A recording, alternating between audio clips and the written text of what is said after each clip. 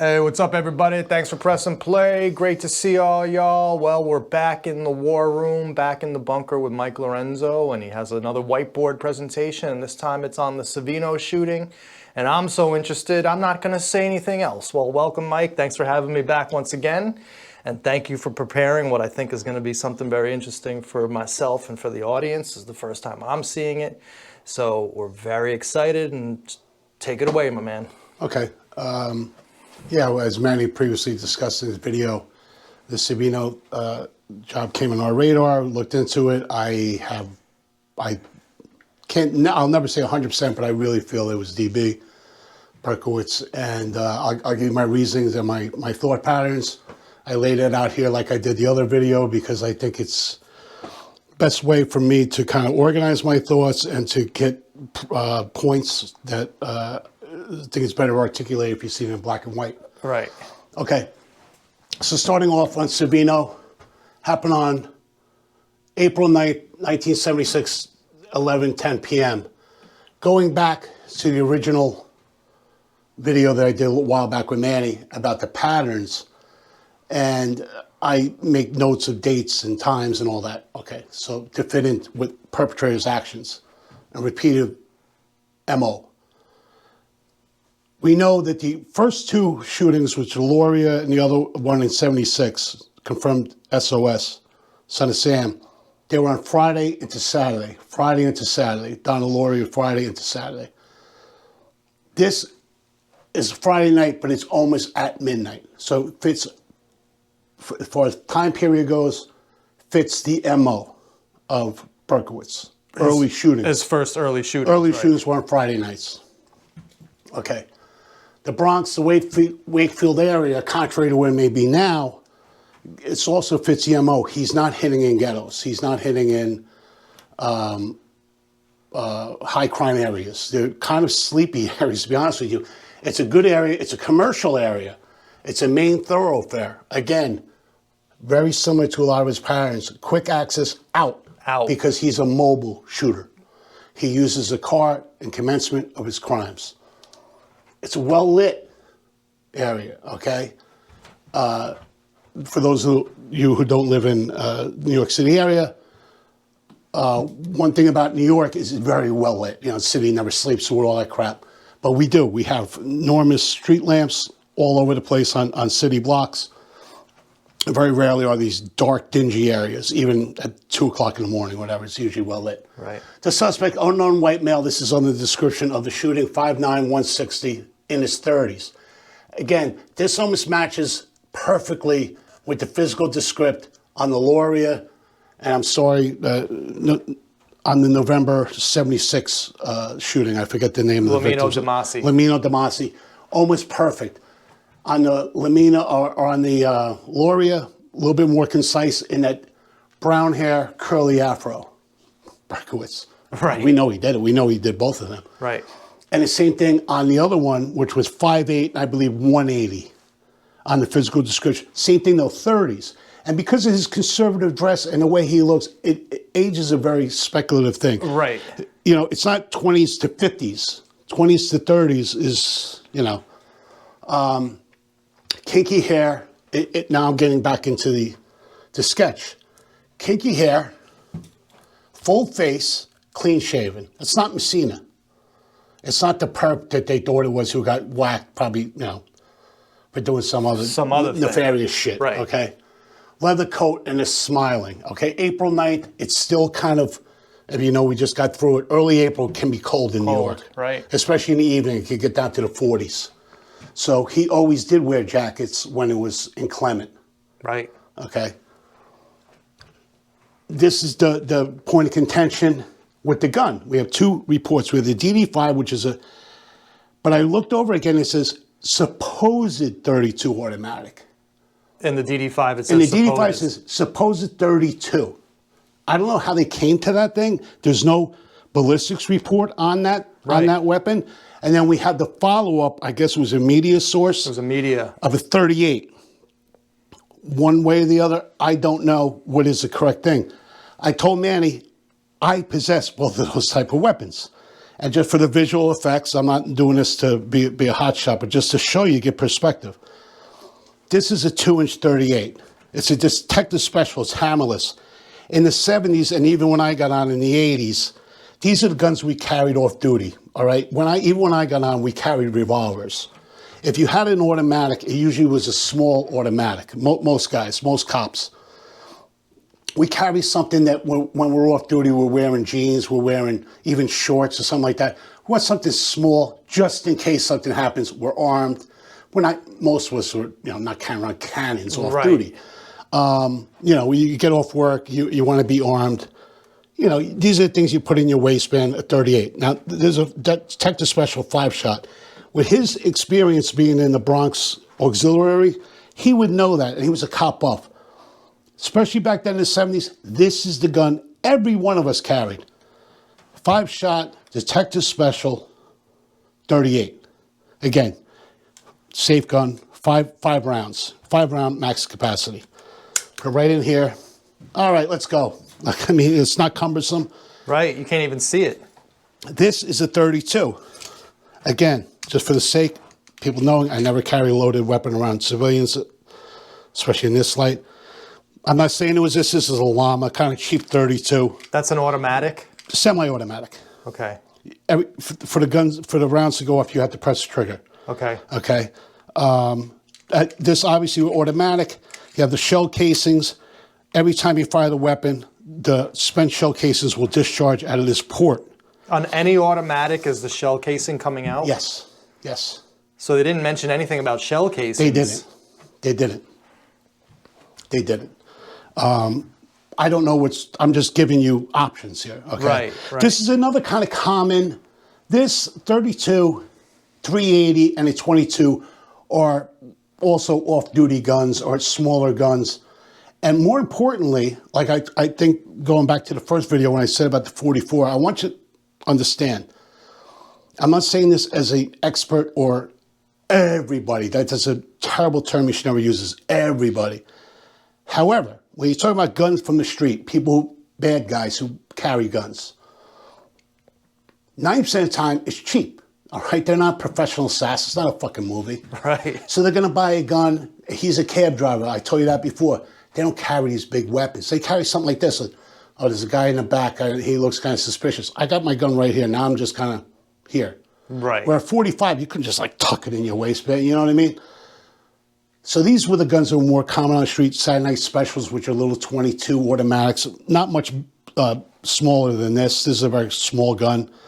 If you could see it, it's a very small gun. Right. It's flat. You just put it in your back pocket and walk around. Hey, how you doing? Right. No, but it's true. It's a convenient gun. Right.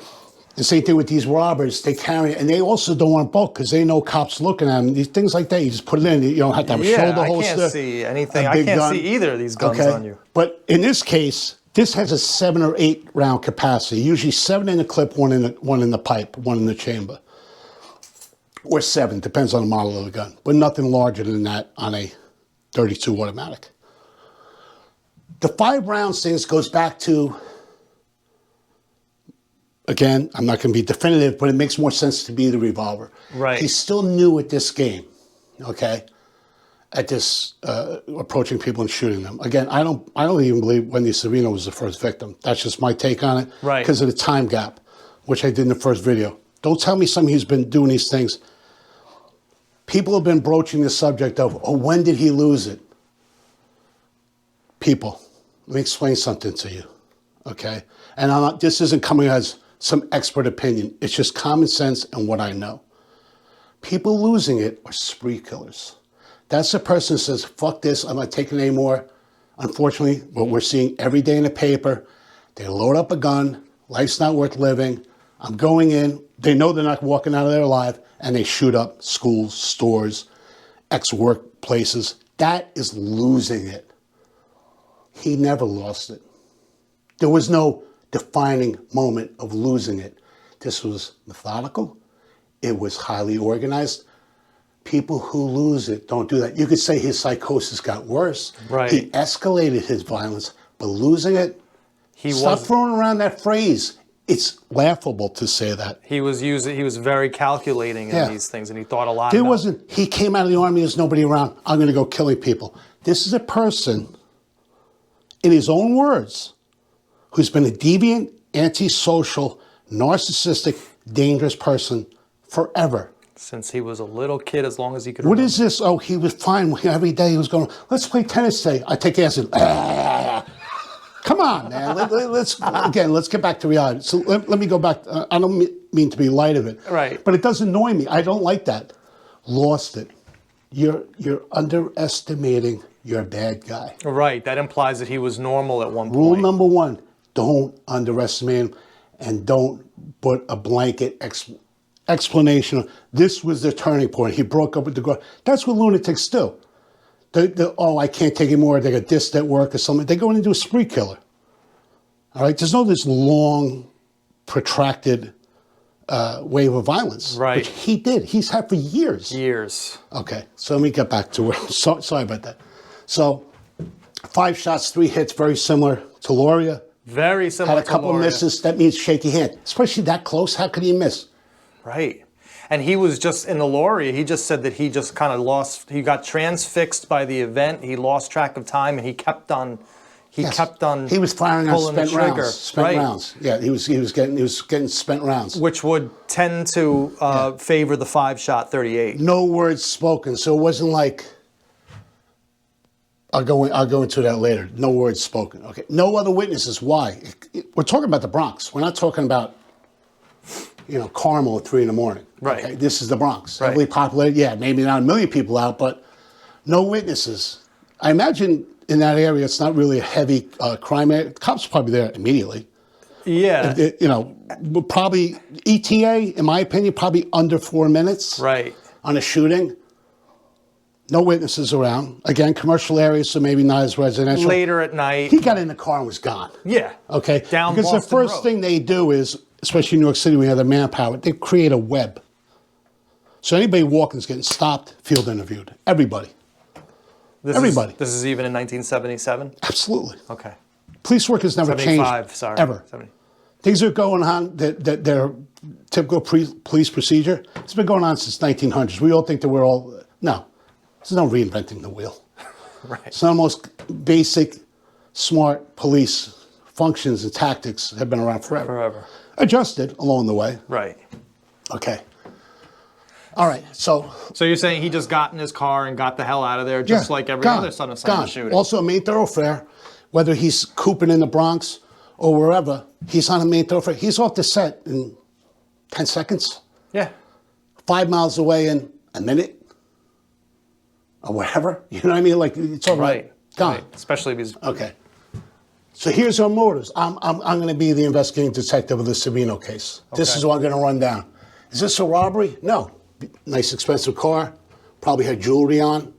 A brand new Jaguar. Probably nice coat or whatever. Right. A woman of means. Carjacked? No. Sexual? No. Jilted lover? No. This is from... There's no... Here's our possibilities of this shooting. So that only leaves 2. Hired hitman by the husband for insurance money, or random. If NYPD felt it was a husband, why forward the info on the shooting to Lauria Investigations? This is pre-Son of Sam. Right. This isn't even when there's a Son of Sam. This is pre-Son of Sam. Right. The Lauria shooting wasn't... Now it's involved in the Son of Sam case, but at the time, it was 2 girls shot by unsub. We don't know who he is. In fact, the headline was very similar. Motiveless shooting. Here's a guy from the 4-9. Detective says, wow, that looks like mine. Let me do diligence. Let me forward on to these guys. Hey, man, I had something similar. That's another thing. It's not similar. It's the same MO as the Lauria shooting. Right. Same time, same day, Friday night into Saturday, but, apples and oranges, Friday, late Friday night into Saturday. Walks up, no motives, just shoots. So it's the same MO. It's not a similar MO. It's the same MO. Right. It's the same suspect, description. It's the same thing.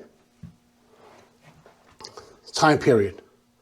No serial shooter on NYPD radar. So this is just the beginning. The lawyers are investigating.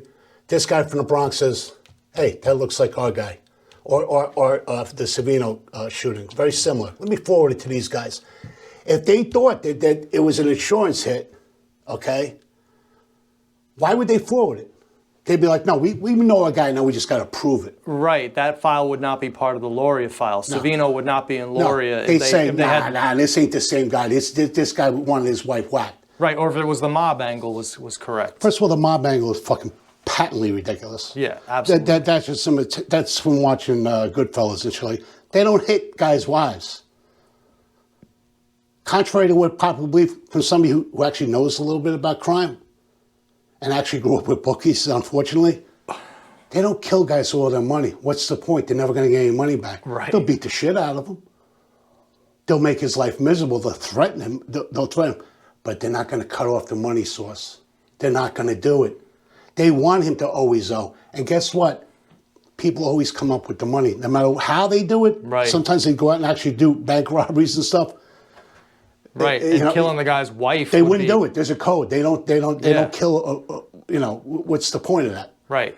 Doesn't make sense. Mob, get it out of there. Makes no sense. Right, and people are saying, well, why were they in separate cars? Well, according to that newspaper article, he had just bought her a car. He just bought her that Jaguar. Are you kidding me? Right. Maybe he was working. Right. They just met at a restaurant. I mean, just speaking personally, I've done that a million times. Right. You've met someone. When you're young and your kids are little, you go. They had children. When you go out, with your family, of course. But like, hey, honey, I'll meet you at whatever this place was. Right. They had young kids at the time. Over there. She's got the new ride. She wants to, show it off. I don't know because I haven't interviewed the people. Right. But it's not that unusual. It's not, again, it's a halfway decent question, but it's not mob related. Okay. Right, and there was never a follow-up investigation in terms of mob. They never found a mobster. They never caught someone for this. So let's go to the woman hater, impotent coward. Only demon in the story, the real, is David Berkowitz. I'm sorry, Franchisi. Okay? Sip your wine in the corner and stay in your fucking lane. You have no idea what you're talking about. That's me saying, not man. That's me. That's me saying it too. I don't go in for that nonsense. Our motivation is to prove that DB has other victims out there. Whatever comes about it, doesn't matter. Okay? It's something that I feel I'm working at from the cop angle that those poor cops who probably had these cases wanted to do something about it. And they're like, listen, it's over. And you mean after the arrest of Berkowitz? Yeah. Right. I said, I want to look into this. Stand down. Right. Let's not go into these attempted it's murders. Enough. Right. The city is just getting back on its feet. So I'm going to broach that subject here. Right. So location. Okay, we say that in real estate. I'm saying about fucking crime. Excuse my language. That's all right. Serial offenders' first crimes always close to the home, familiarity. This is not some words of wisdom I'm just breaking here in 2024. And forever. It just makes sense. It's self-soothing. Okay. Going back to him. Grew up in Soundview. Vandalism as a child, again, from his own mouth. Co-op City. This is time in Co-op City. Again, me and Manny, he's a Bronx kid, I'm a Yonkers kid, but we know the city. This is for people who are not. East Bronx is almost completely different than the West Bronx. Oh, absolutely. I think you said that, right? Yeah. Like, even me, because I used to hang out down 242nd in the Bronx and then Inwood, down in northern Manhattan. It's all on the west side. Yeah. East side is kind of like a pain in the ass to get to. For me. And people, like I said even before in one of my videos, even guys for me, like I'm a west side guy from Yonkers, from Lake Avenue, we never went on the east side. It's weird like that, but it's something tribal, and it probably exists in every state, wherever, you know what I mean? Yeah, I feel it. I never went to the East Bronx, hardly. Yeah, hardly. Yeah, so I would go once in a while to, you're probably too young, French Charlie's by the 5-2 Priest. It wasn't my thing. Just I go heard back about in the it. day, yeah. But, all right, it's co-op, he's doing vandalism, fires, stabbings, like you brought up. I think maybe, I'm not saying for certain, but this guy Bieber, like why did that stand out to him? Right. And all the crimes going out, he brings on him. He's a male, but he was older, an easy Vic. This guy's a freaking coward. He's a effing coward, okay? All his, I can, climbing and all that. Oh, I got in a couple fights as a kid. I'm calling him a coward. He's a coward. And he's a woman hater. Yeah, I mean, let's get... By his own admission. So Barnes, he kills the 2 dogs in a dense urban environment with a shotgun. Do you know how freaking crazy that is? Again, not to minimize the sound shooting in that of alley. a dog. Yeah. But it's almost like, it's so brazen, it goes to show his character. Not a one thought given to going and shooting a living thing with a loud gun in the middle of an urban environment. Not a thought given to it. Crazy. Yeah. Yeah. Okay. New Rochelle, he leaves right before Savino. He's afraid of the Cassara men. Physically, and also, he's not stupid. Everybody wants to make him out to be this drooling idiot. Even in the time of him losing it, temper tantrum, part of him knows, he's smart enough to know, if I do anything here, they're going to know it's me. You understand? Like I said, the Barnes thing, he could shoot him by 100 different suspects in the Bronx. Right. You know what I mean? He's a New Rochelle. They know him. They got his ID. They got all that. He's smart enough to realize, I can't do anything to her or to them. Because the men will kick his ass. Or at least, he doesn't want any kind of physical altercation with a real man. Interesting, because then when he moves to Pine Street and he's back in a big apartment building, that's when he starts shooting people again. Anonymous. Right. Anonymous. Okay, he's a cab driver in East Bronx, which consists of Parkchester, Soundview, Co-op City, City Island, and Wakefield. Okay, That's the area. East Bronx. That's the area where all of this is taking place. And this is where he worked. Do we know when he got that car? The 70 Galaxy? Yeah. No. Okay, so he used cars in all the shootings, except Barnes, right? We're assuming he did it from a window or just went outside in the alleyway and killed them. Right.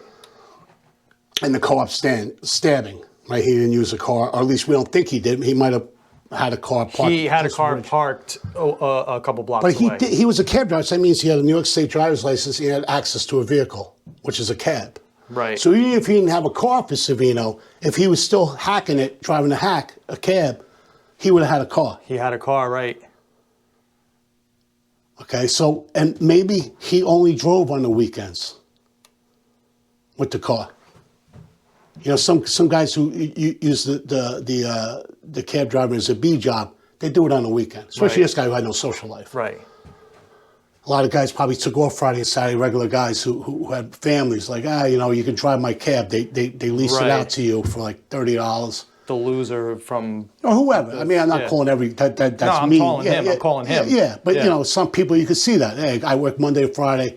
I lease out my cab on Saturday and Sunday to a guy. And I make a little money, and this guy can make a little money. This still goes on today. Right. Okay.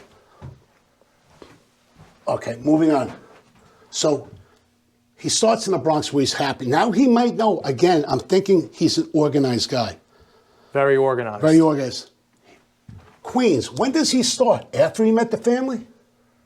Starts what? Starts... Shooting people in Queens. He's already met his birth family by 1975. Okay. Yeah.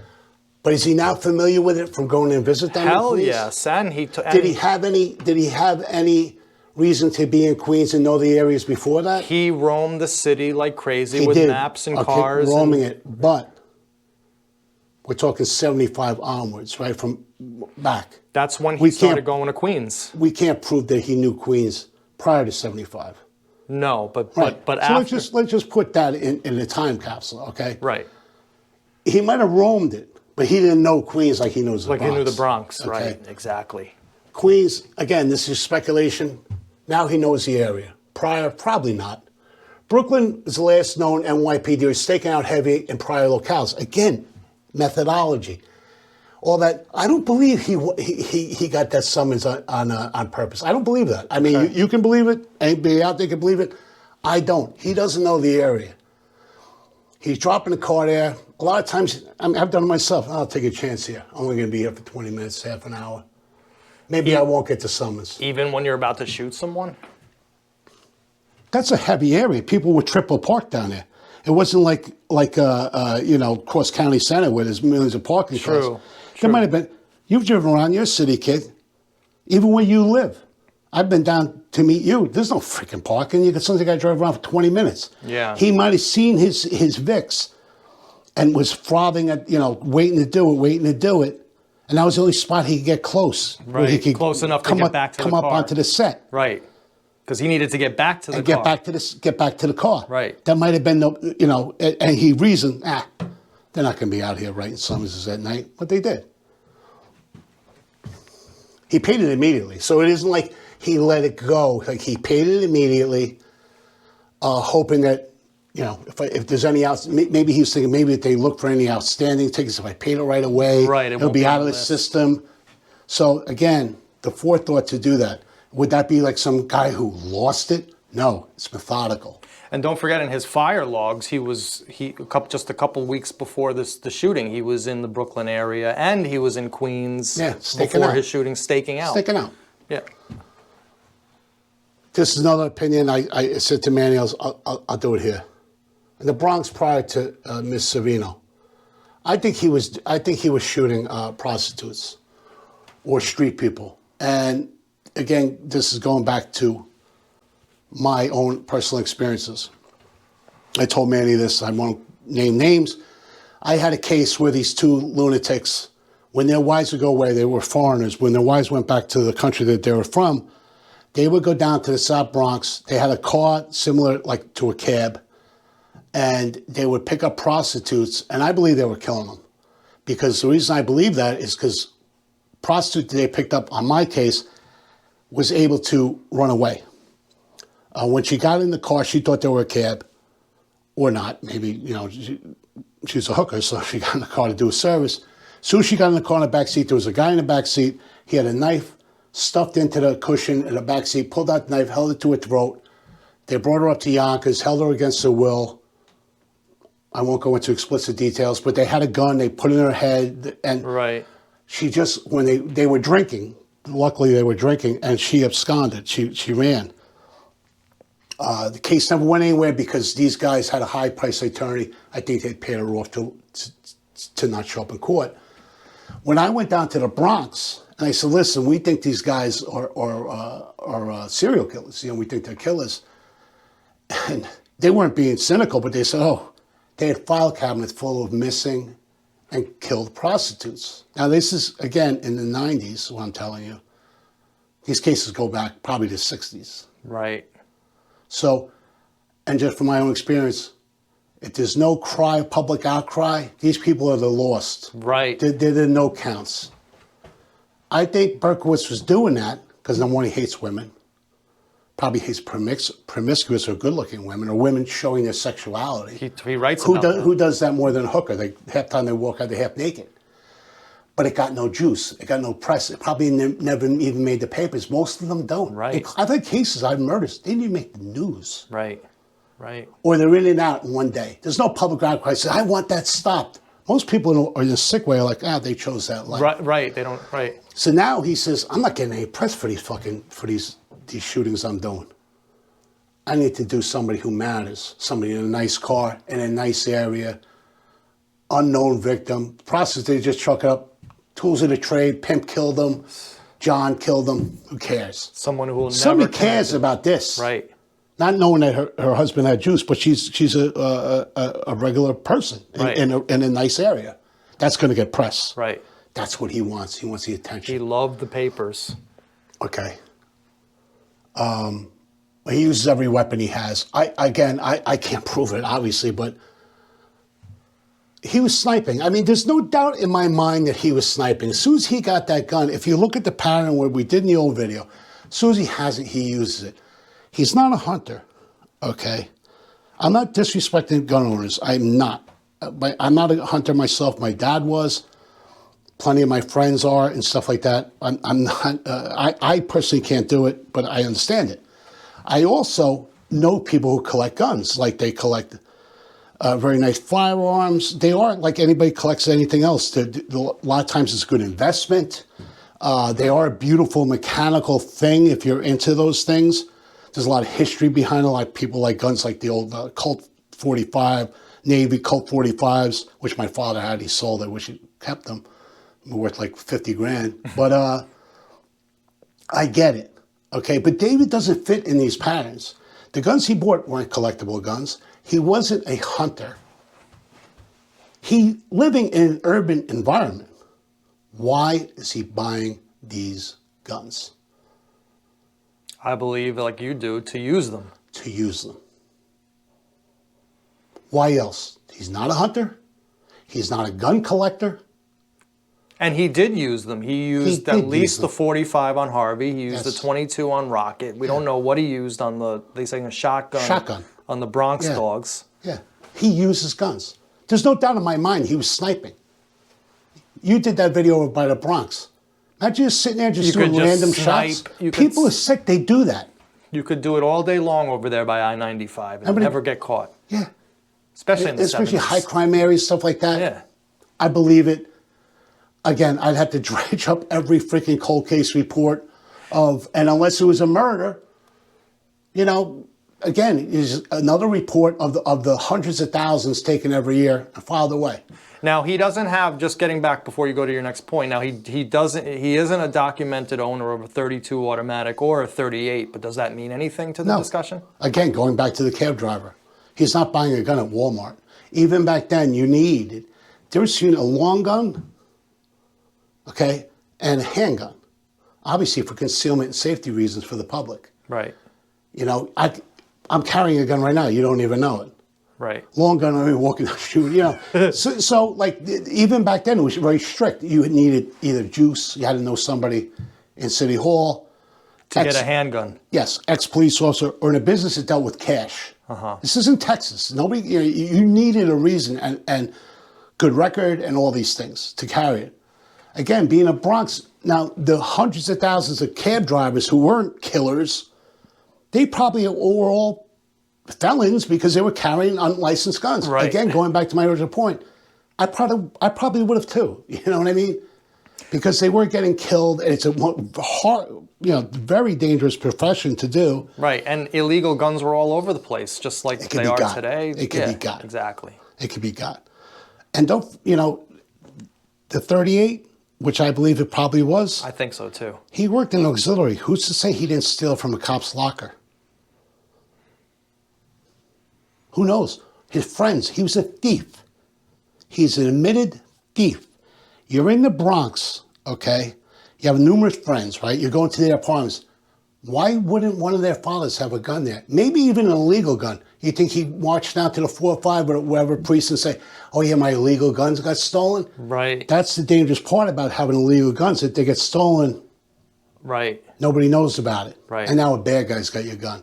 Even if you were a decent guy who just had an illegal gun to protect your family in the Bronx or as a cab driver, once that gets in somebody's hands, you're in a quandary because now a bad guy has it. So there's a gazillion ways he could have gotten this 38 Absolutely. and not have it as part of his official arsenal and dump it before they arrest him. Yeah. So it's not Sold even it. on the, right. Or Shit threw it in canned the it. river. Right. Yeah. He wanted the 44. He wanted the 44 because that is the killing gun. Again, there's no reason to have that gun. Again, yes, for other people who collect guns, blah, blah, blah, blah, blah. I get it. I have a 45, which is a pain in the ass to carry. Do you think maybe the fact that the Savino shooting was an unsuccessful kill maybe led him to want to get a more powerful handgun? Yeah, it makes sense. He's escalating from the knives to the sniping to the smaller handgun, which he had at his disposal. Right. To a bigger gun. To a 44, right. Yeah. A 44, like you don't need to be an expert to get your result. And then, of course, he had already been, by the time when he got the 44, he had already seen Taxi Driver, which influenced him probably to get a 44 as well. Probably, yeah. Because he hadn't seen Taxi Driver by the time the Savino shooting. He saw Taxi Driver out in Texas. Absolutely had an influence on him, yeah. Even with the whole style of dress. Yeah, he admits it. He probably completely identified with the Travis Bickle. Totally. Yeah. Probably thought he was Travis. All right, my next thing is DB a stalker? This subject was broached on the Lauria thing, and at first I poo-pooed it. Because I'm like, I don't know, doesn't fit the kind of thing like this guy, back in the 70s, people were kind of hip at the discos, they had dress codes and all that. So I kind of like blew it off. I'm like, nah, if I'm a doorman at a disco and I see some guy coming in an army jacket, I'm like, no, buddy, you're not coming in here tonight. I'm serious. That's the way it used to Right. be years ago. You know, they don't want these, you know, they want hip people, good-looking people. They don't want some, but maybe he got in. Did he see Miss Savino in the past? Because he is in the same area. He's in New Road. She lives in Pelham. It's like, you know, it's a stone throw away, Northeast Bronx. Right. That ties into the Laurie thing at the Peachtree, where the people say, oh, yeah, you know, he might have been in Peachtree hanging out and saw her and really, like, focused in on it. There's something about her. Right. Followed her home. Followed her. All right. Nothing, if you watch me do videos of Manny, I'm big into percentages and common sense. Okay, like I said about the whole, you know, thing, if I catch you for one, I maybe exaggerate, but he definitely did more, all right? What are the percentages that every one of his victims, I'm assuming Miss Savino was a good-looking woman, every one of his victims was attractive. What is the percentages of that? If he's so random. Right. Very little. That's not random. He knows who point. he wants. Again, hair color, no. But the attractive is the 100% denominator. What are the denominators in your victims? All attractive. Right. Because, yeah, he shot young, he shot older, he shot long There were ugly hair, women he shot- back then, believe me, in Right. the 70s. He shot short hair, long hair, blonde, Yeah. brunette, men. all But yeah, good looking. all Why? good looking. Even Michelle Foreman was good looking. Unattainable. Yeah, why didn't he pick on some, you know, fat, like, again, if it's so random, Right. wouldn't there be at least one or two unattractive women, maybe fat, maybe whatever? Look at them. Again, go into your things and look what we got here. Right. Okay? Coincidence? No. I kind of went into this. It kills the random theory. Methodical. He does nothing random. There's nothing random, this whole like, person, boom. No. No. It's everything he's a highly organized killer. There's three types of serial killers. Disorganized, organized, and highly organized. He, highly organized. Completely organized. He takes every factor in, including him thinking it's not right, it's hot, too many people around, step off. Again, abolishing he lost it. People who lose it don't give a fuck if you see them because they're going to walk up and shoot you next. Right. Right. He never wanted to take out a witness. He had his target, he did his target, and he split.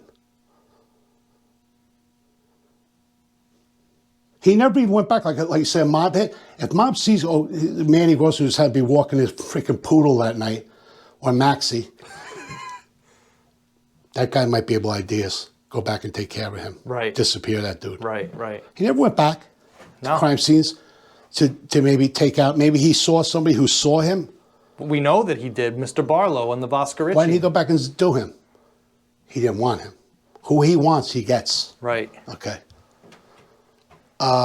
Why did he pick the Hamptons? Same thing. Out of all the places, what are the Hamptons known for, even back then? Attractive, the rich, young. the attractive, young people. They're not the slobs like us, like me, going over to Orchard Beach with the freaking styrofoam cooler of Schmitz. You know what I mean? And the, you know, whatever. The Hamptons, you had to have money. You had to have a little kind of pizzazz, even back then. Even back then. So again, is that random? No. There's plenty of places. Again, Orchard Beach, or, you know, where large people congregate. Why didn't he do that? That's why. Right. Again, back to my other thing. Serial killers do not snap. I don't know what they came up, maybe some psychobabble bullshit. It's completely erroneous. Spree killers snap.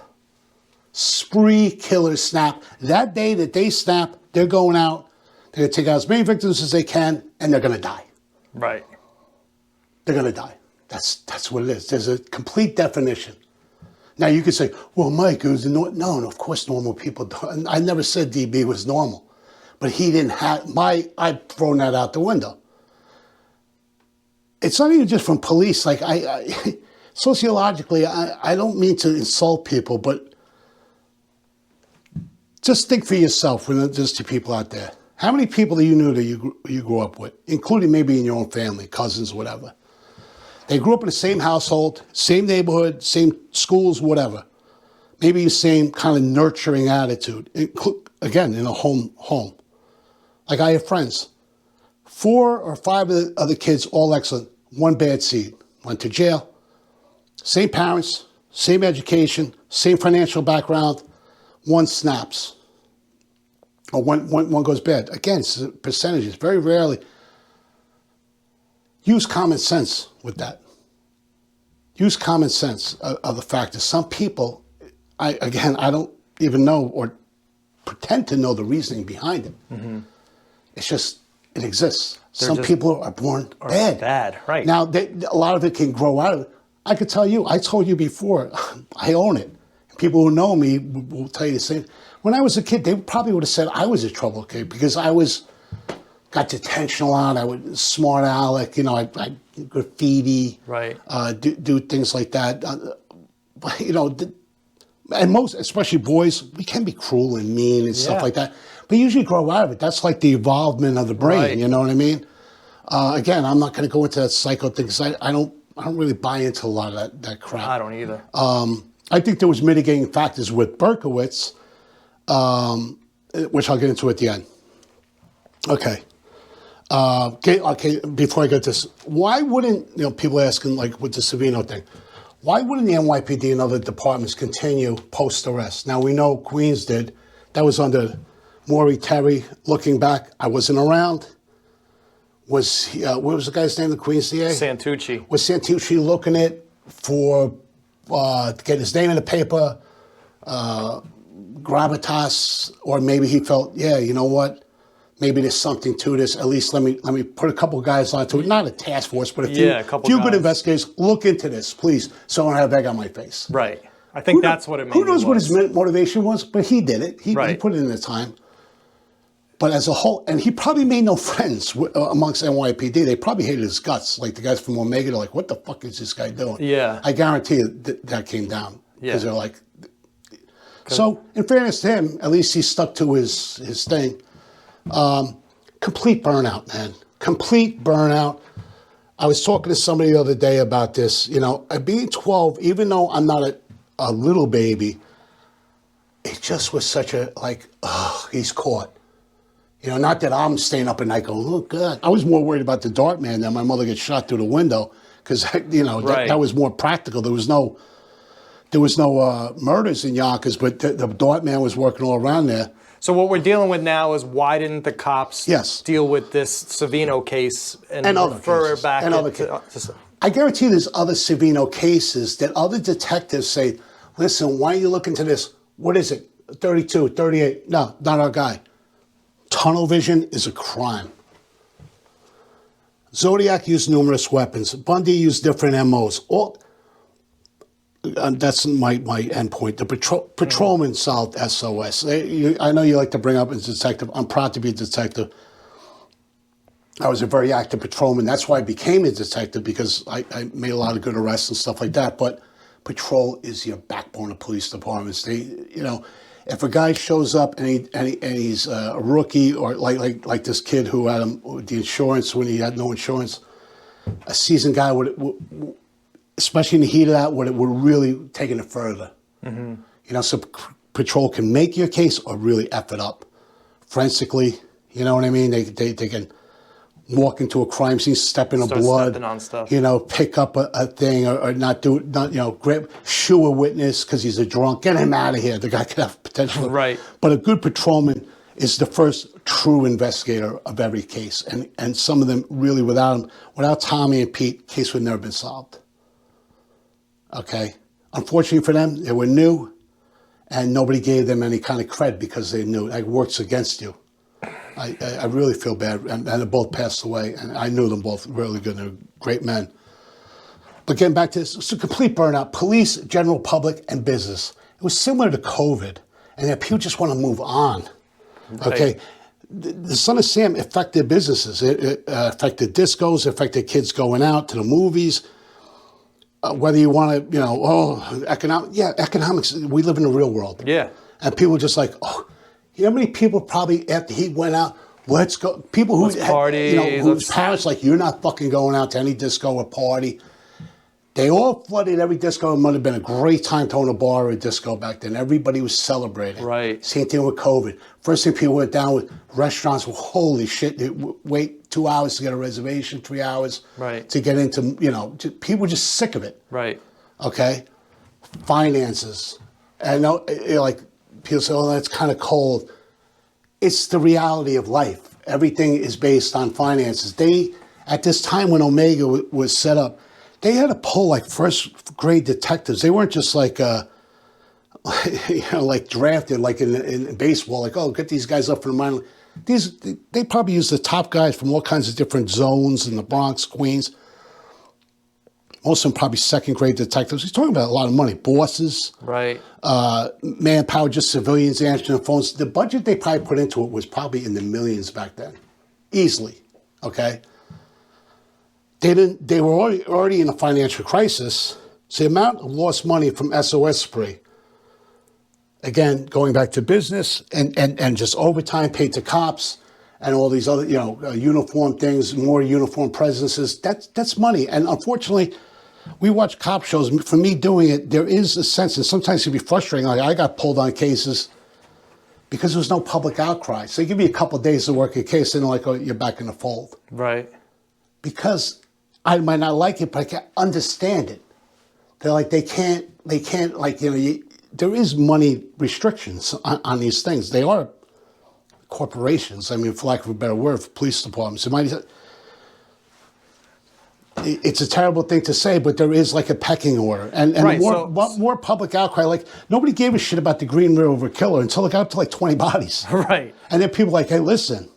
So even if Savino went to the DA and said, I know that this was Berkowitz, they wouldn't necessarily have done anything about it. They would have said, well, that's a different gun. And they could have come up with a million reasons to quash it, okay? The Brass City Hall, they just said, wrap it up. And again, this is where, when I say NYPD, I will never, ever go after a cop, a patrolman, a detective, any street guy, especially investigators. Because even if they're, maybe you don't like them, and maybe it's just their selfish, nobody wants to leave it on an open case. Especially if they feel they have something on it. Hey, that fits him. But if your boss tells you to shut down, like that Shinadi, oh, I feel like it's him. Okay, well now you're suspended or you're fined. Right. You do as you're told. I mean, you can, unless you want to work it off duty, which, right. It's just wrap it up. Oh yeah, well I got this thing, a sniper in there. Can we prove it was him? Right. We got him. We got him for these other Manpower. ones. Crime didn't stop during Son of Sam or after. So it's not like you're a small town. Right. And you have a guy killing people. You have more flexibility on devoting manpower to certain things.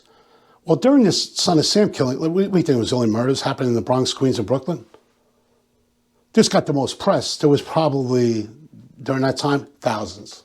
Right. Or at least heavy hundreds of homicides. Right. No doubt about it. And that also favored Berkowitz going out and just shooting random people with other guns because it could be hidden within this large amount of... Yes. Okay. Weighing the benefits now, I'm thinking of a brass. I'm a boss or even City Hall. What are the benefits of further investigation? Manpower, do we have the manpower to do it? No, because we have to get these guys back into working old cases, new cases, blah, blah, blah. Money. We've already just spent $3 million. We got our guy. Right. What is the goal of further proving these unsolved shootings, non-44 shootings? What is the goal? He's never getting out. He pled guilty. It's adjudicated. He's never getting out of jail. So, again, not to be cold, but just to be realistic. Where can we go from here? Yes, who will it satisfy? It'll satisfy the victims, obviously, number one. Right. And family. The investigating officer will have closure. But at the end of the day, Berkowitz is never getting out of jail. Right. So you can heap another 40 fucking years on him. Right. And those cases all have to be tried again. Right, and in the real world, it doesn't work where where the victims always get satisfaction. Hundreds of thousands of dollars more into prosecuting these cases where he's not going to get any more time. Right. So if you have X amount of money in your budget, You have to allocate it in the best way possible. Again, I am not condoning it. I'm just telling you what the reality of the world. of the situation Exactly. is. Okay. DB got life. He's never getting out. Brass don't care about prostitutes or anything unless it's public outcry. That's going back to I told you about the filing cabinets full of it. Right. Now, we're not talking about Savino here, of course. Right. No. Right. But to a lesser extent, unless it's public outcry, initial public outcry from this pre-Son of Sam, what I call a regular innocent person gets shot, public outcry. Wakefield section of Bronx. Hey, what are you doing here? What's going on here? 44 killer takes all that aside. Right. Prioritize. Savino was here. 44 here. Just the way it is. Right. Doesn't make it right or wrong. Just telling you the way it is. Right. Okay. All right. He's a bullshit Christian, Berkowitz. Getting back to that whole charade. I agree. With the wine salesman. Okay, and stop flexing. All right, you're a grown man. Wear a long sleeve shirt. We know you got a little muscle tone to you. Who gives a shit? Yeah, and I'm telling you, I'm a real tough guy. I didn't have anybody do my dirty work. So if you got any beef with me, you know where to find me.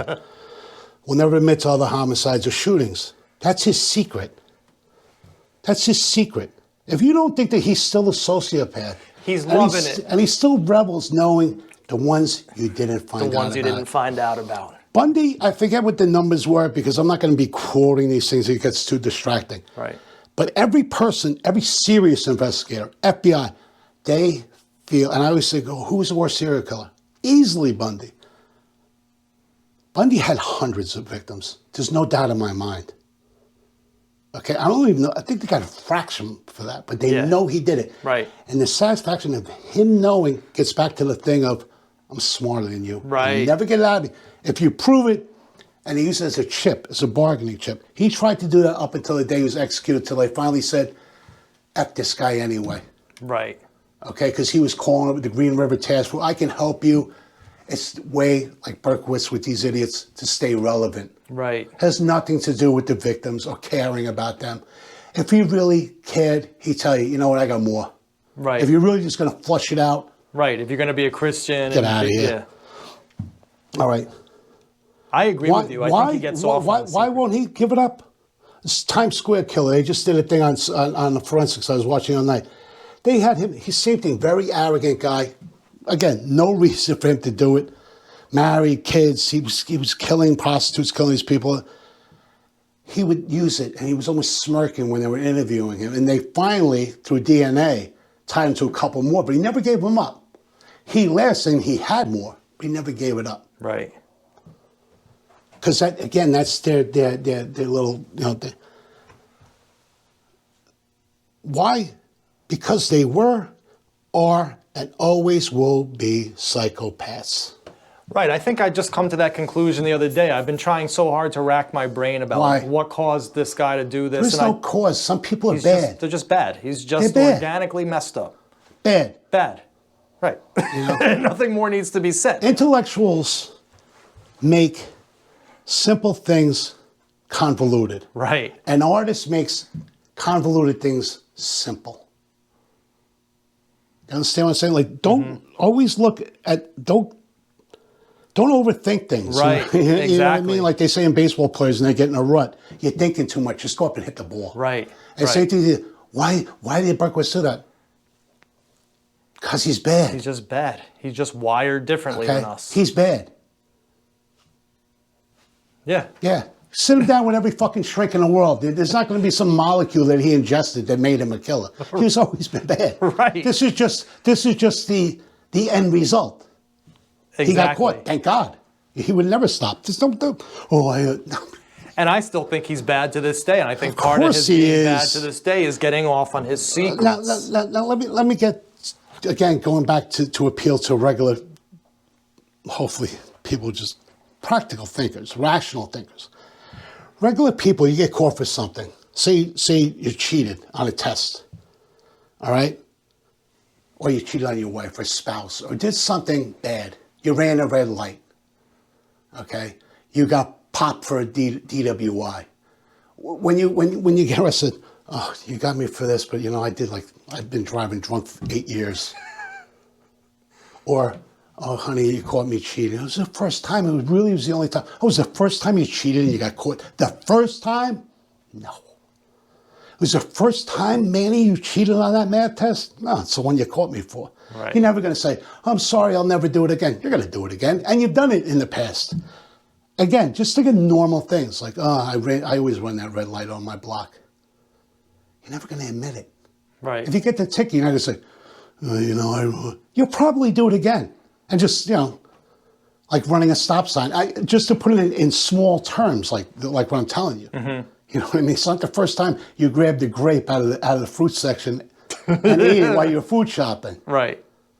Hey, sir, don't do that again. Oh, I'm sorry, it was the first time I ever grabbed a grape. No, come on. Right. You know? Again, we laugh, but really, if you think about it, now on a grander scale, we're talking homicide.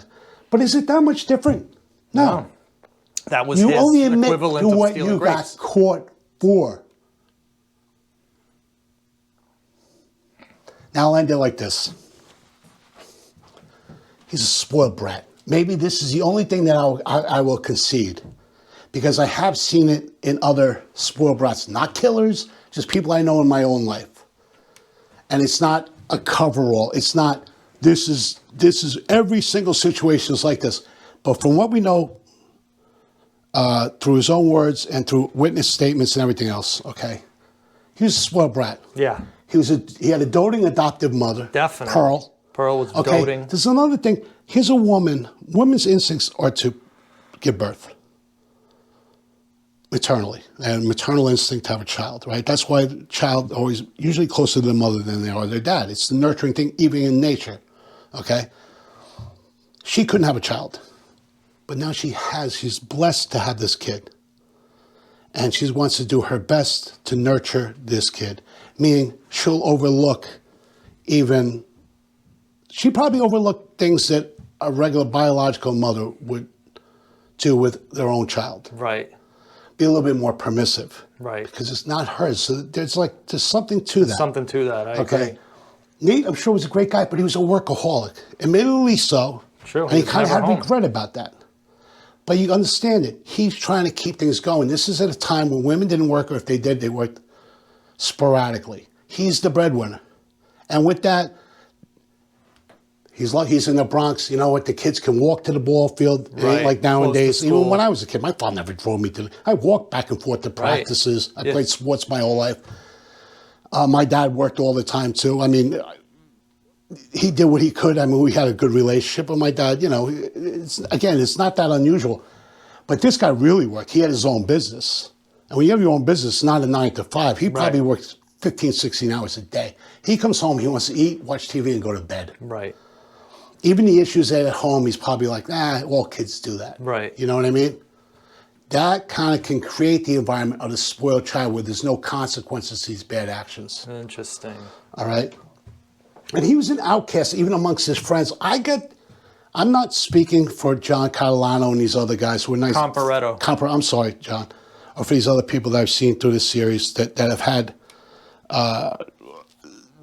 childhood friendships with DB. But I could see even just the personality differences amongst them. And admitting it, not that they were bullies, but they had again, those guys from Co-op City probably went to like first grade together up through, whatever. And a guy comes in just knowing my own social setting. Somebody comes in now in 6th grade or 5th grade. There's a difference between somebody you went to like kindergarten with up until like 5th, 6th grade. So even though he'd be a friend, he wouldn't be the same kind of friend as these other guys. Right. And he was a little bit weird, and they admittedly say that. Yeah, several of them. They didn't want him in that. What did they do? The 5-2, right? Rinciari, they basically said, don't let this guy into the 5-2. In the 5-2. Why? Because he wasn't their boy. He was weird. They thought he was wasn't their boy. And if we know that, and they know that, he knew that. He felt that. I'm not blaming them. I would have been the same way. I don't want this guy around. Right. I'll say hi to him in a courtyard. I feel like dealing with this guy. He might do something. He might have done. These guys, old school Bronx, old school, like where I grew up, you don't talk out of school. Even now, they probably wouldn't say, yeah, he did something one time. We were there. Yeah. You understand? Like you kind of keep your mouth shut about your friends, or even law of the street. You don't rat. You know what I mean? He might have done something to say, we don't want this guy over there with us because we might be guilt by association if he's part of our clique. Right. They might have known he was a thief. He might have been going to crime scenes or fire scenes and stealing shit. Again, they didn't rat, but at the same time, you don't want them around because then maybe you can get in trouble. They knew. So that's my... What about this? You said this was the last thing, and we're running out of batteries too, so it's a good time. Patrol. I want to give it up to the patrol guys. Tommy and Pete, they really do the due diligence. The cop who wrote the paper in Brooklyn, these are the guys. Those are the guys who break cases like that. You know what I mean? They really are. And detectives, sometimes we get it later on, but with the information these guys got from being out there and doing police work, we take that information, but they created that information. Right. So one last question I want to ask you before we wrap today up, and this is great. The audience is going to love it. So you and I have come to this Savino thing together. This was a collaboration between me and you. You found that article. It was a total synergistic thing that you and I did. But give your thoughts. I have gone on record to say that I am convinced that this is DB. I do not want to speak for you and your opinions of the Savino case relative to DB. So why don't you let the audience know what you're thinking about the Savino shooting? I'm 99% sure it was him. I'd never say 100% because I would need to see the case files of where the initial detectives went. But everything with the evidence that's seen here, I don't care about the firearm. I tell you that even the first time I met you, I dismissed the 44. Right. We know about the 44. Right. We know about that. So you are 99% is almost 100%. So you're fairly convinced that this is until I meet the parties involved and know for certain just on what we know now. Right. As far as physical evidence, MO, time of shooting, everything about it is him. Time period. Right. All right, Mike, so we ran out of batteries there real quick. So you were quickly wrapping up. We were talking about how you are fairly convinced. We haven't spoken to Savino. We don't know whether they're even around. But as of now, you are going on record saying 99%. Yes. Until, like I said, I have the opportunity to either see the full investigative file for it and speak to any living witnesses or people of knowledge of the case. Cool. Well, hopefully that'll happen. And Mike, once again, I want to say thank you so much. This was an excellent presentation. You always really give it your all. And we appreciate it as an audience. I appreciate it as a layman in terms of knowing about law enforcement practices and principles.